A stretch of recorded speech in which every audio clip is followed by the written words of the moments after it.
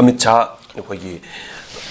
ꯅꯨꯃꯤꯠ ꯅꯤꯅꯤꯒꯤ ꯈꯣꯡꯆꯠꯇ ꯑꯩꯈꯣꯏ ꯑꯁꯥꯝꯗ ꯊꯨꯡꯂꯛꯈ꯭ꯔꯦ ꯇꯧꯒꯗꯧꯕ ꯀꯨꯀꯤ MLA ꯁꯤꯡ ꯎꯅꯕꯒꯤ ꯋꯥꯐꯝꯗꯤ ꯑꯩꯈꯣꯏ ꯁꯨꯐꯥꯎ ꯀꯟꯐꯥꯔꯝ ꯇꯥꯕ ꯉꯝꯗ꯭ꯔꯤ ꯍꯥꯏꯔꯤ ꯑꯗꯨꯕꯨ ꯃꯁꯤ ꯅꯣꯔꯠ ꯏꯁꯇ ꯌꯧꯔꯛꯄꯅꯤꯅ ꯑꯃꯤꯠꯁꯥꯍꯅ ꯑꯁꯥꯝꯗ ꯌꯧꯔꯝꯃꯕ ꯃꯇꯨꯡ ꯑꯩꯈꯣꯏꯗꯤ ꯊꯪꯅꯔꯤꯕꯅꯤꯅ ꯃꯁꯤ ꯃꯅꯤꯄꯨꯔꯗ ꯌꯧꯔꯛꯄ ꯌꯥꯏ ꯀꯥꯏꯅꯒꯁꯨ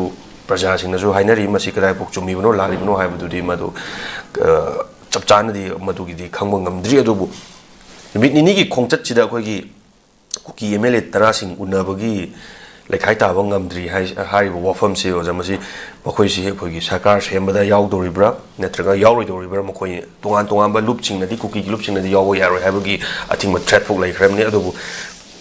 इलेक्शन नक्सलाबा मतुंगसिदा अमितशाहना नॉर्थ ईस्ट लापसे मसी करिगुंबा ओजा मणिपुरगुंबा मसी यौसलकपा तारगदि अखोइ हुजिक लैरिबा मसी पॉइंट ऑफ व्यू दा अखोइ इलेक्शन यौरमदागी मणिपुरदा लापनि हाइबगी मोंग येंगबा याब्रा ओजा मसी कदाइ थम्बिनिंग ओजा राकेश कनोनी अखोइना मतंग से यामना अखोइना उरिबा व्यू से यामना सु अदुम ओरंगने खंगै म्याम सुन सु अखसि अदुम लैरमदि सरकार से हुजिक लैरिबा मणिपुरगी फियम असिदा लेहंदनबा होनबा हाइबमा अदगी लेहंदनबा होनबा हाइबमा ग्रुप अनि लैरि हाइबा लेहंदनबा होनबा सिदा सेंटरगी ओइबा तोंगान अरोनबा अदai प्रोक्सी वारगी करिगी मागी एजेंसी मयाम से मसिदा यावरिबा अदु लेहंदनबा होनबा लेहनिंगबा अदुगा किदि किबा मिकी थि हाइबा तारे को अखोइगी लेजिस्लेचर सिंसिनेबा अदुना अदुगा मणिपुर मियाम चु अदुम कनो विथिन द कॉन्स्टिट्यूशन मनुंग लैरिबा मणिपुर की मियामनसु गवर्नमेंट लै पीआर सुवा अदुम पामम फना फरसु पीआर जी पामम थोक्ति मरमदि डेमोक्रेसी सप्रा डेमोक्रेटिक स्टेट अमदा पीआर हाइबसे is not a symbol of कनोनी डेमोक्रेसी नत्ति सोशलिज्म नत्ति हाइबनिदा अदुना कनो फगेरा फरोरे सरकार अम लैरगा सरकार दुना मियांगी ओइबा मिहुत कनो तौजरगा मियान फतबा मिहु थागलगा फतबा सरकार लाक्सबदुना अदुदि मियाम सरकार अनिमकी मरान लैजिबनिदना तौबदि डेमोक्रेसी अबा डेमोक्रेटिक कंट्री अम ओरगदि डेमोक्रेटिक स्टेट अम ओरगदि people's representative na kano this should form the government has to take the action of governance kano tawgudabani ko anyway adu PR system laire maram aduna hariba mayam sing asida ngasai mamang da haiba tare given prime minister masama pauda kana sahi ani ahum phajalak pauda lak nong ta lak traga wa ta ngang traga parliament ka mina panglai da laiba akoi gi to haibam thoko to hon thoko aduni adani na update to tho miyang gi oiba sentiment ji puro chatna bo hona dabida et namfu sapu gi man ba ma adum minister of home affairs ki kano union home ministry gi kano so adum yauri haibani da adubu mokoi haidoki ba khotoki ba phaja phaja ba wai bi yawi Hariba मयाम सिंग अदो मणिपुर की मसक्तम कायहलोय अदि मणिपुर थोइबा पोषक सिंग से अखोइ narco terrorism की activities थोन बनी हाइबन सिंगबा अदि recently अदगी कनो की इमिग्रेंट्स की इशू से मसिना थोन बनी हाइबा अदुम मखोइ अदुम अमरवक्ते कनो पीरी को अखोइना सुसिगुम बयाम फजबा कनो मयाम सिंग से कोट और कान अपडेट तौजी खोसिना हाइ बसे मसि सो अखोइ कनो राखेसो थंगी बनी सिगुम से अखोइ अपडेट तौरगा मतम मतम की फजबा प्राइम मिनिस्टर नगा थोखिबा अखोइ दे यामना माना अखोइ neglect of Gimong letter so the home ministry naga langkibada then even kanogi sangagi have the arrests gisip naga more begin naga matam the piki ba pasaba especially for minister na piki matam da manipur gi ba pno masakse kai bi yaro ina haibana singba adagi then kan foreigner issue na thon bani haiba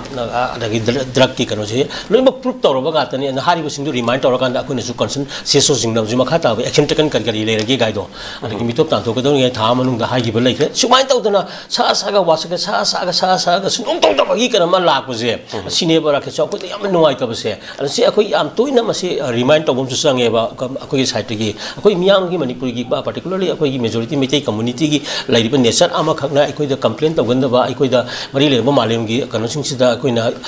marak marak ta mu thoga launa ba khana ba du nata ba amu akoi mi hul laga ali wen wa ngang ba du nata ba ko yam toina every situation every terrorism gi ek khuding mak every kanu yam se malem gi ba अखोई लेबाक सिंगसिता and the मालेम गी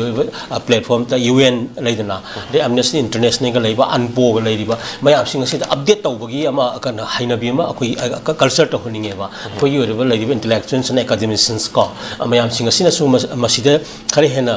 ngасai participate तौर का मखोई role मथौ ताई हाइबनी दा मरमदी मालेम गी पोसक अमा लागदी कोई मिसम मियांगी नतबा अगे इंटेलेक्चुअल इनपुट अमा संग एदन सीएसओ गी इंटरवेंशन संग ए अदुगा मागी ओइबा रेगुलर ने हैबिचुएंट कनो अमा संग ए कोई activities amako amasi akoi sida swai jum khara nam hoin lo si akoi oiba popularity saga se habna taba apun bagi masak loga miyam frokun thra thok gi ribe lari mo matau singa sida ning thijana akoi na thabak se tawra kan da madugi against la particularly some ko ki jo khara na ga tawri ba khori ba khara du phajana